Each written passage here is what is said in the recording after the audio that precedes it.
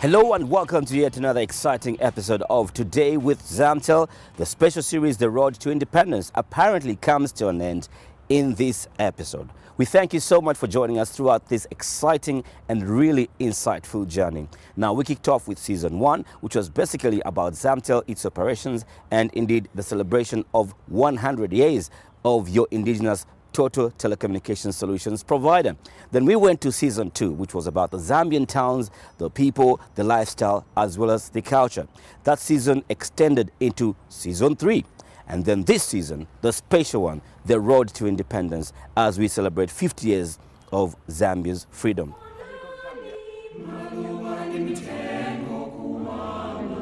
Constitution of Zambia and uphold the laws, and that I will dedicate my abilities to the service and welfare of the people of Zambia without fear or favor, affection or ill will.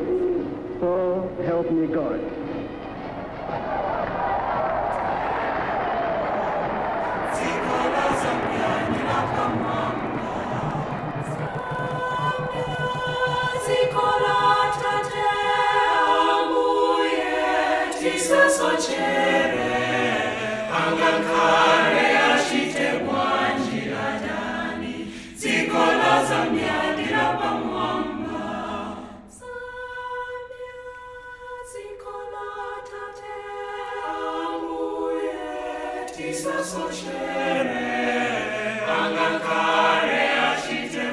There was great excitement sitting at Independence Stadium, which is near Matero.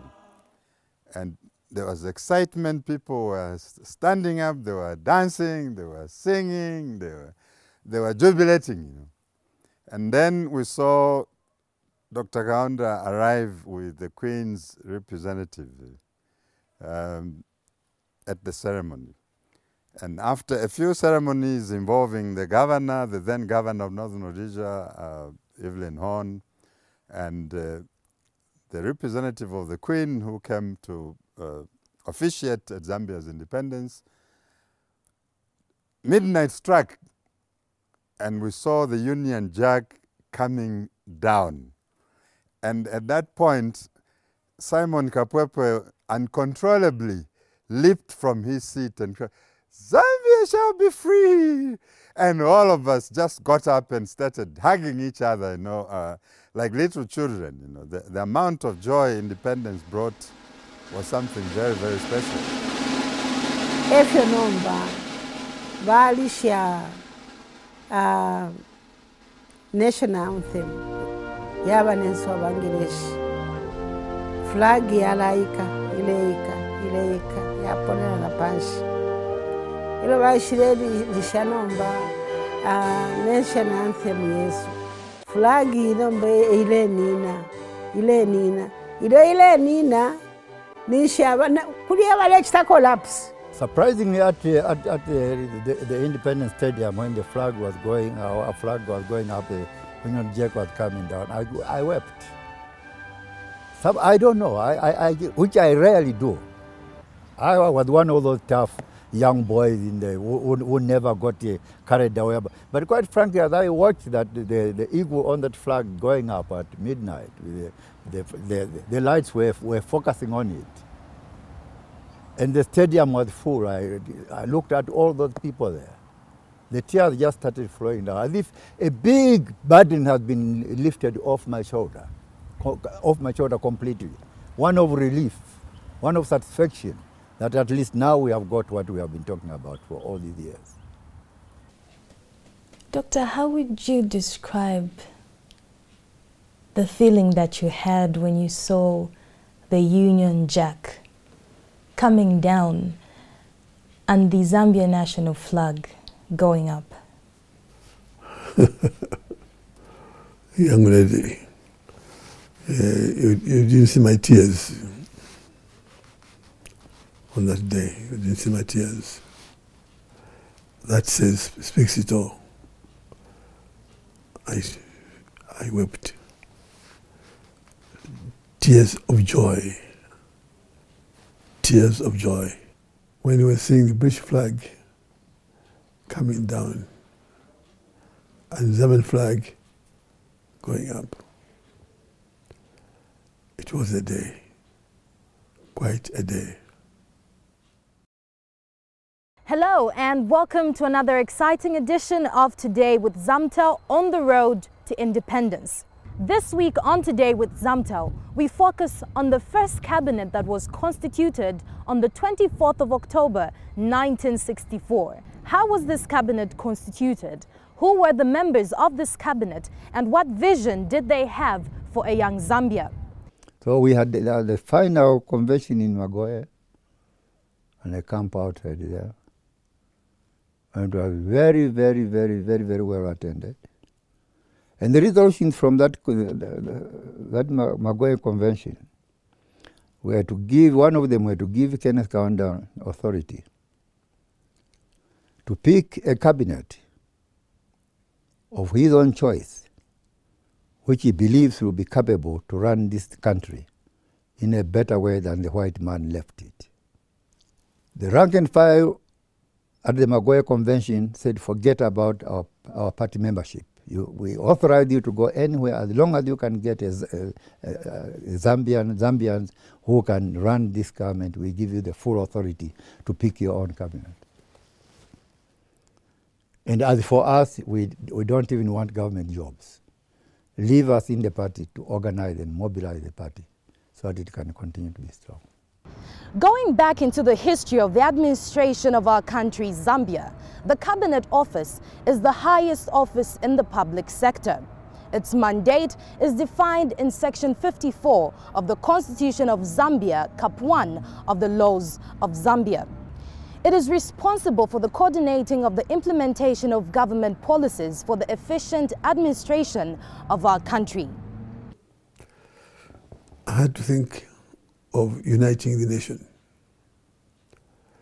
And therefore the first cabinet was going to be, and was, very representative of Zambia. No doubt others had some interesting thoughts, but mine was very clear. It was to bring to Zambia unity that was required. And I think it happened. Apparently, after the first appointments were made, there was some pressure. They thought that perhaps I had been excluded from the administration by going as the chief whip.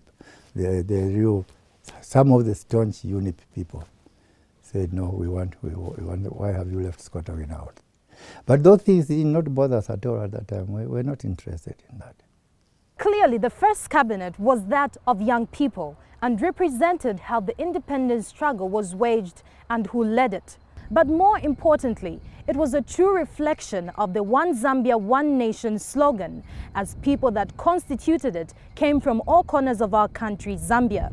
People that shared the same vision and were willing to take up the challenge to carry our country forward. And that's why that became our motto on our coat of arms at the time of independence. And Dr. Kaunda also sought to allay fears, that there were not enough competent Zambians who would be able to manage government affairs, to manage public affairs. So he appointed into his cabinet a number of people who can be considered as technocrats. That's why when you look at the first cabinet picture of Kenneth Kaunda's cabinet in 1964, you'll find that about 3 or 4, 5 or 6 of them were not actually freedom fighters, but they were the brains which this country required in order to help us run this country.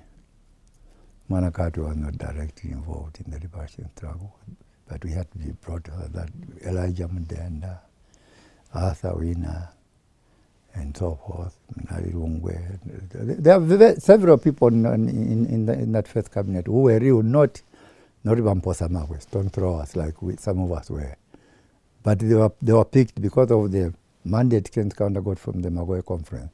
They picked the best team Forget about that. There's no question of Nasharashani, and so why have you left me, and so on. In his wisdom, Dr. Kenneth Kaunda appointed young and educated Zambians to be members of the first cabinet in October 1964. These included Ruben Kamanga, who served as the first vice president, Simon Mwansa-Kapwepwe, who served as Minister of Foreign Affairs, Vincent Chanda, who served as Minister of Home Affairs, John Mwanakatwe, who served as Minister of Education, and Sikota Wina, who served as Minister of Local Government.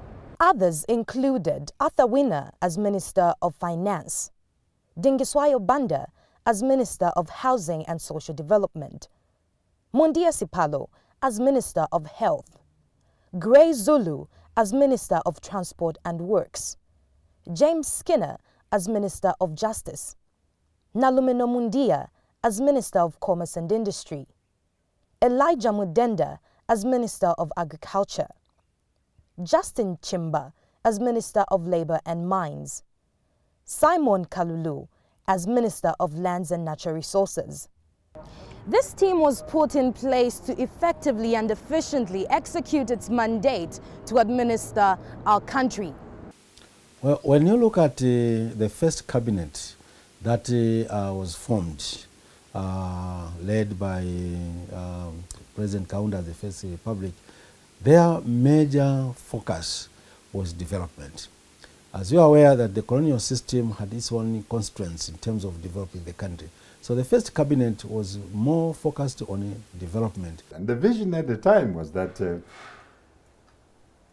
government wanted to see an improvement in the living standards of the people of Zambia. They wanted to see education prioritized, and education was truly prioritized, because without education there was a realization on the part of the leadership that our country would go nowhere. This country had very few schools to start with during the colonial period. Now the first few years of Zambia, you saw, for example, from 1965-66, a number of schools being put up. And I think if there is an area where UNIP did well, it was in the field of education. Because then after independence, the program of sending students abroad to train in various disciplines, law, engineering, economics, medicine, the liberal arts, education, it continued and it grew in stature. And then there was a decision which was made that we should start our own university. And that is how the University of Zambia was then started, and at what was then called the Northern Rhodesia Oppenheimer School of Social Science, which is now where the School of Medicine is based.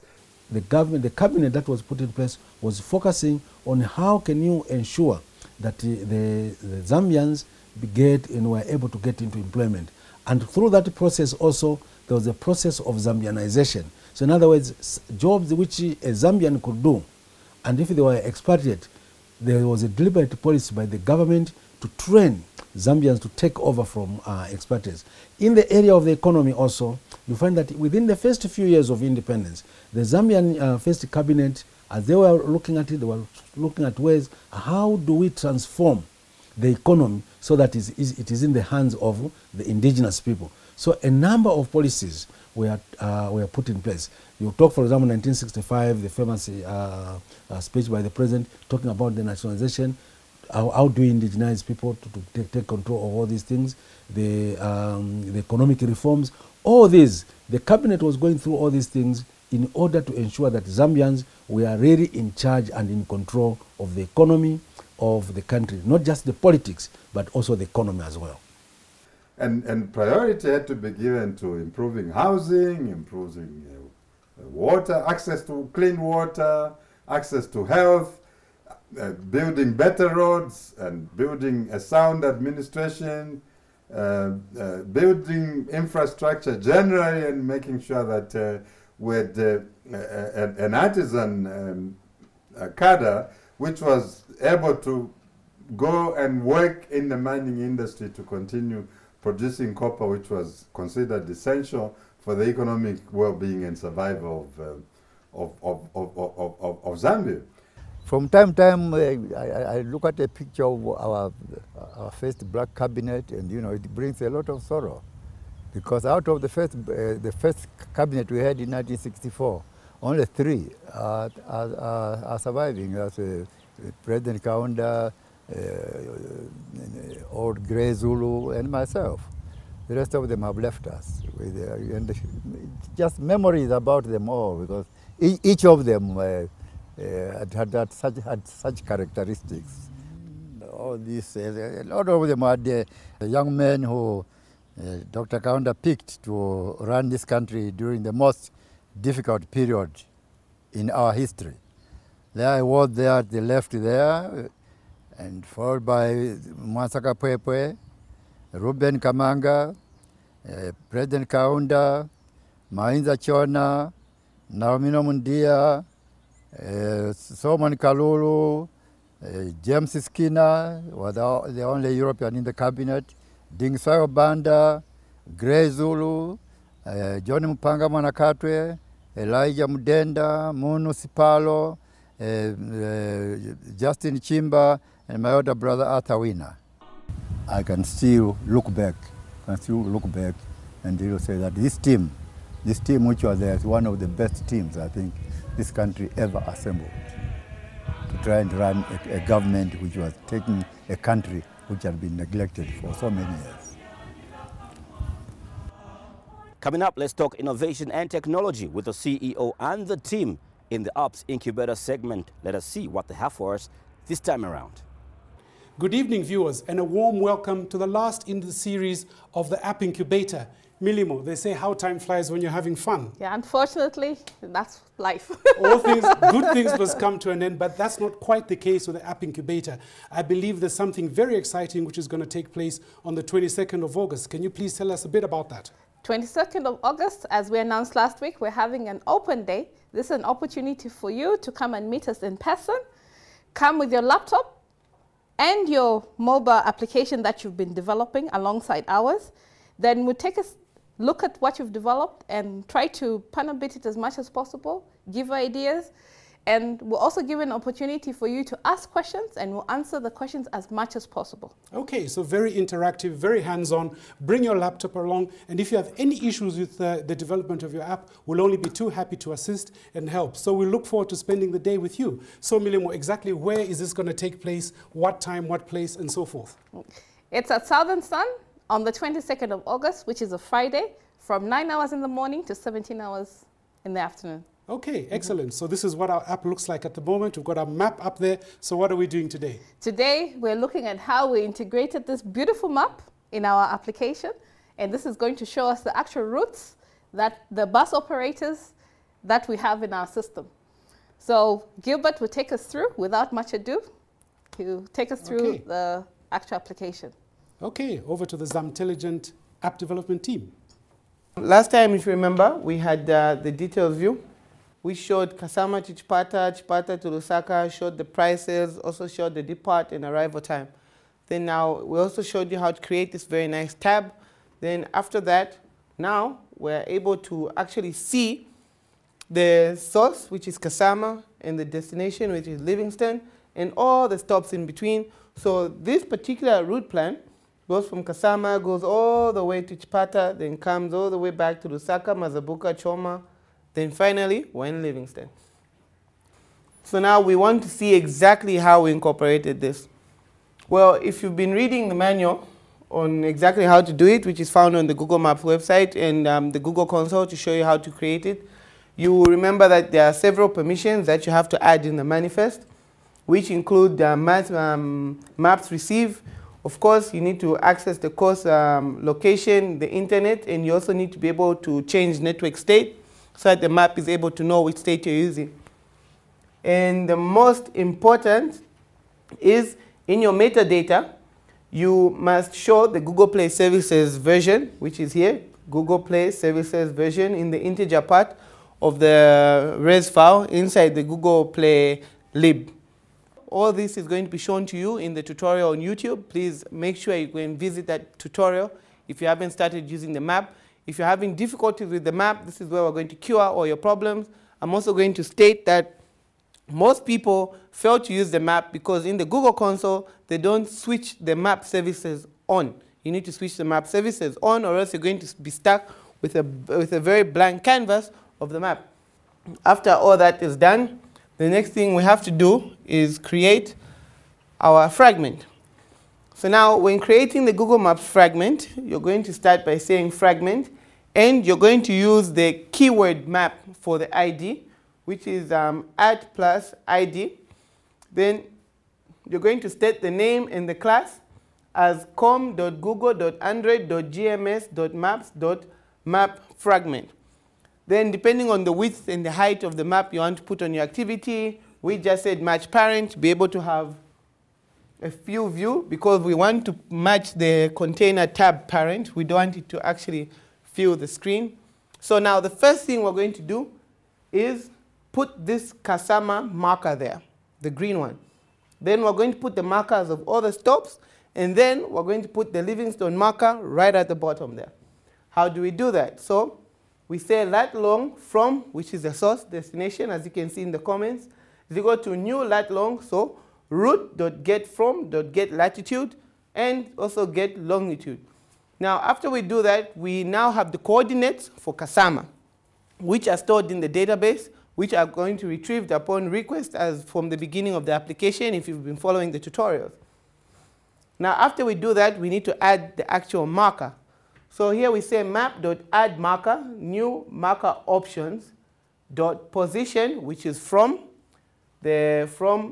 and we also put the title. Now the title is this over here. If I click on Kasama, you notice that Kasama comes on top there, and it zooms in to be able to see Kasama actually. Yes, very nice. Look at that, beautiful. So what we're saying is, if the map, when the map is drawn, it's going to call this set map load, the loaded callback method, which is where we're going to say camera update is equal to camera update factory.new lat long bounds, and we add our bounds. After we add our bounds, we're also going to put padding. We're saying we want 50 pixels, 50 pixels from the top, 50 pixels from the left, so that we have that very nice looking layout.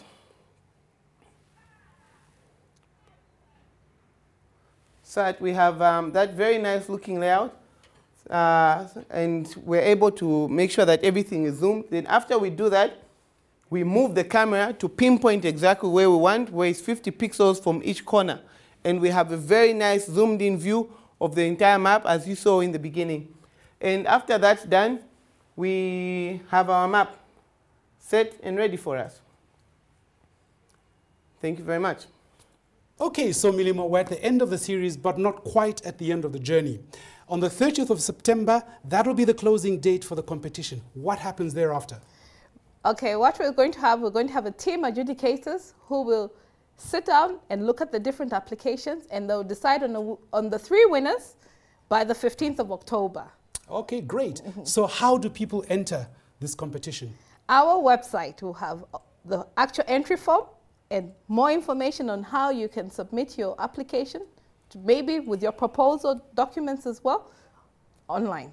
Okay, so that's great. So we look forward to all you guys and girls and ladies and gentlemen who've been working hard on your apps, entering the competition. We also look forward to hosting you at our open day on the 22nd of August. So thank you very much for having been with us on this wonderful odyssey, this wonderful journey, and we very much look forward to seeing you next season. So thank you very much and good luck with the app development. Well, that's all about the time we had for you in this episode of Today with Zamtel. Apparently, we've come to the end of Season 4, The Road to Independence, as we celebrate 50 years of Zambia's freedom. Don't forget, Zamtel is considering packaging these episodes, that is Season 2, which was talking about the various Zambian towns, as well as the people, the culture, and the lifestyle, which extended to Season 3, and Season 4, The Road to Independence, so you can enjoy these episodes on DVD in the comfort of your homes. Now, for more information, you can actually send us an email, that is customercare@zamtel.co.zm. On behalf of our field presenter, Patience Chisanga, our producer, Kenneth Mambwe, and indeed Loyola Productions, I am Kalumba Chikonde. We'll see you in the next season remember to celebrate Zambia's Jubilee the Zamtelligent way. Bye-bye.